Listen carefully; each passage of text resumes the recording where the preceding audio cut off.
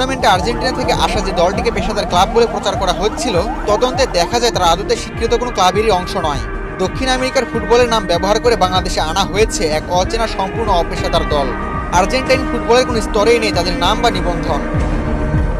শেষ পর্যন্ত কেঁচো খুঁড়তে গিয়ে সাপ, এই প্রবাদটি যেন পুরো ঘটনাকে সবচেয়ে ভালোভাবে ব্যাখ্যা করে। একের পর এক অব্যবস্থাপনার পাশাপাশি আর্জেন্টিনা দলের পরিচয় জালিয়াতির এই পুরো ঘটনা আয়োজনটিকে প্রশ্নবিদ্ধ এবং অবিশ্বাস্যভাবে বিব্রতকর করে তুলেছে। মূলত বুয়েনোস আইরেস প্রদেশের জেনারেল ভিলেজাস নামে একটি গ্রামের কয়েকজন তরুণ মিলে যে দলটি গড়ে তুলেছে, সেটিকে পেশাদার আর্জেন্টাইন ক্লাব হিসেবে দেখিয়ে বাংলাদেশে আনা হয়েছে। অর্থাৎ আন্তর্জাতিক স্বীকৃতি তো নেই, স্থানীয় পর্যায়েও এটি কোনো আনুষ্ঠানিক ক্লাব নয়, কেবল বন্ধুদের মিলেমিশে খেলা একটি দল। টুর্নামেন্টে আয়োজন করেছিল AFB boxing promotion international limited. তদন্তে উঠে এসেছে আরও চমকে যাওয়ার মতো তথ্য।